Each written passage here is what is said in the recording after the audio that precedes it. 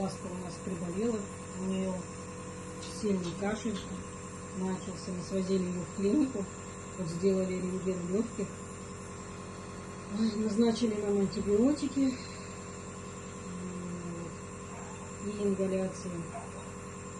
Также рекомендовано сделать УЗИ сердца и тест на аденовирус, ну, как по простонародному вольерный кашель.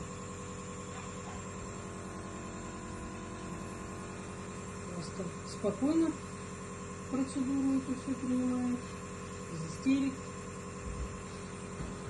Надеемся, что будет все у нас хорошо.